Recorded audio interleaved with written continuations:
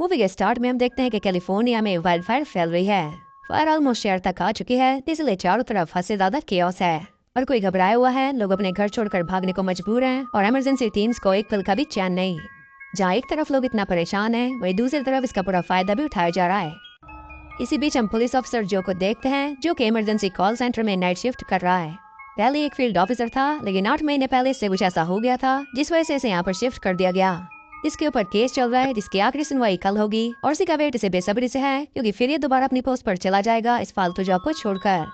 ये तो हम नहीं जानते किसने क्या किया था, लेकिन जो भी किया था वो काफी सीरियस था, क्योंकि केस तो इस पर चल ही रहा है। साथ इसकी वाइफ जेस ने भी इसे छोड़ दिया है और इसकी एक छोटी बच्ची है पेज, जो कि जेस के साथ ही रहती है और वो जो को उससे मिलने नहीं देती, न ही बात करने देती है।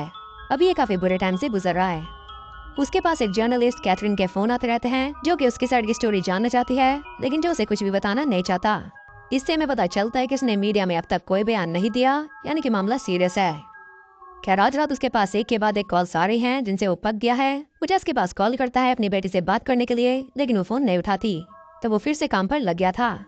उसके पास एक कॉल आती है जिसमें एमिली नाम की एक औरत बात कर रही थी, लेकिन एक कॉल काफी अजीब थी, क्योंकि वो ऐसे बात कर रही है जैसे कि अपने बच्चे से कर रही हो, क्योंकि फोन उसने मिला है पुलिस के पास। जो वो लगता है कि ये कोई मजाक है, क्योंकि ऐसा होता रहता है, लेकिन एमिली की आवाज में काफी दर्द था। वो फोन काट रहा था कि तभी वो नोटिस करता है कि पीछे एक आदमी बोल रहा है और वो एमिली को फोन रखने के लिए कह रहा है। जो समझ गया था कि कुछ तो गड़बड़ है। वो एमिली से पूछता है कि क्या तुम्हें किडनैप किया गया है, और वो कहती है हाँ, यानी कि उसने अपने बच्चे से बात करने के बहाने पुलिस के पास फोन कर दिया और अब जो का फर्ज है कि वो उसकी जान बचाए। वो एमिली से कुछ सवाल पूछता है जिनके जवाब उसे हाँ या ना में देने थे। इन सवालों से उसे पता चलता है कि किसी अपने ने ही उसे किडनैप किया है और वो हाईवे के थ्रू उसे शहर से बाहर लेकर जा रहा है। एमिली को होल्ड पर रखकर वो कॉल करता है वे पेट्रोल के पास। उन्हें सब कुछ बताने के बाद वो फिर से एमिली से बात कर रहा था कि तब इसके पास फोन आ जाता है जेस का, लेकिन उसे नहीं उठाता, क्योंकि एमिली की हेल्प करना ज्यादा जरूरी है। जो ने एमिली से पता कर लिया था कि वो एक व्हाइट वैन में है, लेकिन हाना के इस खेल में एमिली ने गलती से वैन बोल दिया, जिससे उस आदमी को शक हो गया है, इसलिए मजबूरन एमिली फोन काट देती है। लेकिन फोन काटने से पहले जो उसे अपना नाम बताकर कहता है कि मुझे दोबारा कॉल करना। ये उसने अच्छा किया, क्योंकि फोन कहीं भी लग सकता है, लेकिन जब एमिली बताएगी कि उसे जो से बात करनी है तो कॉल सीधा उसी के पास ट्रांसफर हो जाएगी। ये जो ने इसलिए किया क्यों किसी और पर ट्रस्ट नहीं, क्या पता कोई और सिर्फ फॉर्मेलिटी पूरी कर दे जिसकी वजह से एमिली की जान चली जाए।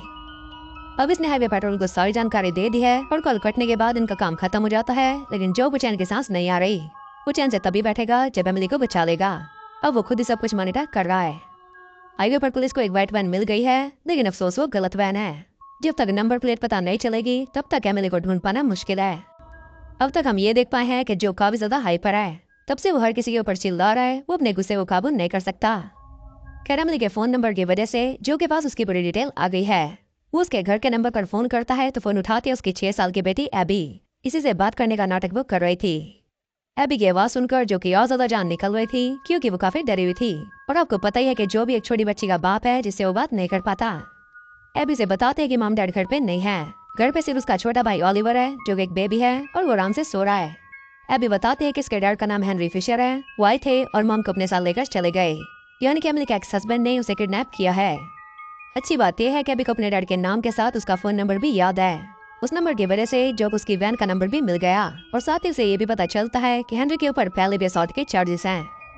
एबी रो रही थी और वो बताते हैं कि नाइफ देखकर ओलिवर डर गया था। डैडी आए और मॉम को लेकर चले गए।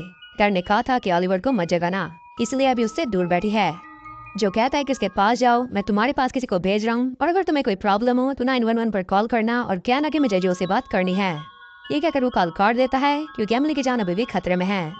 वन का नंबर वो देता है हाईवे पेट्रोल को और उसके बाद के डिपार्टमेंट से रिक्वेस्ट करता है कि एक घर में 2 बच्चे अकेले हैं, उनके पास एक यूनिट भेज दो, लेकिन कोई भी उसकी नहीं सुनता क्योंकि सभी बिजी थे। इसी बीच उसके पास फिर से कॉल आती है कैथरीन की, जो कि इसकी स्टोरी जानना चाहती है, लेकिन जो फोन काट देता है क्योंकि इसके पास अभी बचाने के लिए कई जाने हैं। फिलहाल तो वो बस वेट कर सकता है, लेकिन उससे रहा नहीं जा रहा, इसलिए वो एक अलग रूम में जाकर बैठ जाता है और वहाँ से वो फोन करता है अपने दोस्त सर्जन मिलर के पास।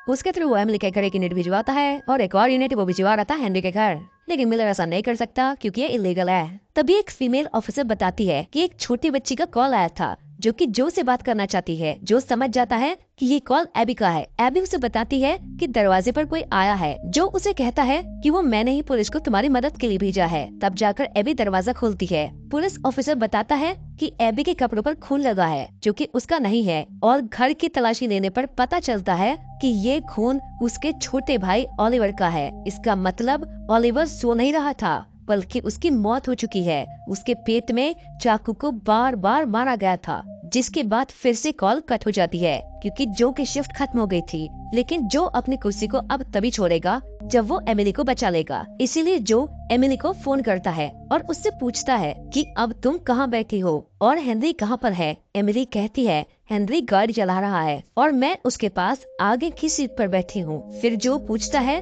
कि क्या हेनरी ने सीट बेल्ट लगा रखी है। तब एमिली जवाब देती है नहीं। जो कहता है कि सबसे पहले तुम अपना सीट बेल्ट लगाओ और बाद में हैंड ब्रेक को खींच दो। जब एमिली ऐसा करती है तो कार क्रैश नहीं होती और हेनरी एमिली को कार में पीछे डाल देता है। अब जो एमिली से दोबारा पूछता है कि क्या तुम्हारे आसपास कोई भारी चीज है। एमिली के पास ईंट होती है। जो कहता है कि जैसे हेनरी कार रुककर तुम्हारे पास आएगा तुम उसे जितना जोर से हो सके उतने जोर से इस ईंट से मार देना, क्योंकि हेनरी यही डिजर्व करता है। तभी बातों ही बातों में एमिली कहती है कि हेनरी इतने गुस्से में क्यों है। मैंने तो बस ओलिवर के पेट से सांप तो निकाले थे, लेकिन उससे देखो ओलिवर की तबीयत ठीक है और अब वो रो भी नहीं रहा। ये सब सुनकर जो हैरान हो जाता है, उसे कुछ भी समझ नहीं आता। वो एमिली से कहता है कि मुझे और भी ज्यादा डिटेल में बताओ कि क्या हुआ था। एमिली बताती है कि ओलिवर सुबह से रो रहा था क्योंकि उसके पेट में बहुत ज्यादा दर्द था। इसलिए मुझे लगा कि शायद उसके पेट में सांप चला गया है, जिसे बाहर निकालने के लिए मैंने चाकू से उसके पेट को फाड़ा, जिससे ओलिवर शांत हो गया और उसने रोना भी बंद कर दिया। ये सुनकर जो हैरान का हैरान रह जाता है। उसे पता चल जाता है कि हेनरी की कोई गलती नहीं है। दरअसल ओलिवर को एमिली ने मारा था। हेनरी तो अपनी बच्ची को बचाने के लिए एमिली को दूर ले जा रहा था। वहीं दूसरी तरफ एमिली को किसी तरह का पछतावा नहीं होता है क्योंकि जो ने कहा था कि हेनरी यही डिजर्व करता है। अब जैसे हेनरी एमिली के पास जाता है तो वो ईंट को जोर से उसके सर पर मारकर भाग जाती है, जिसे जो भी सुन रहा होता है। और इन सब को सुनकर उसके हाथ पैर सुन पड़ जाते हैं क्योंकि इसमें गलती जो की ही थी। जिसके बाद उसको रिक का फोन आता है और वो जो को बताता है कि एमिली पहले एक मेंटल हॉस्पिटल की पेशेंट थी। हेनरी के पास इलाज के पैसे नहीं थे, इसलिए एमिली की हालत और भी ज्यादा खराब हो चुकी थी और हेनरी उसे मेंटल हॉस्पिटल ही ले जा रहा था। यानी इस सब की वजह एमिली है, ना कि हेनरी। एमिली की मानसिक हालत खराब होने के कारण उसे लगता है उसने ओलिवर के पेट से कीड़े निकालकर उसकी हेल्प की है, और जिससे जो को लग रहा था कि वो एमिली की हेल्प कर रहा था। लेकिन अब जो हेनरी को कॉल लगाता है। हेनरी के सर से बहुत खून निकल रहा था। वो बुरी तरह से रो रहा था क्योंकि उसका बेटा ओलिवर मारा जा चुका था।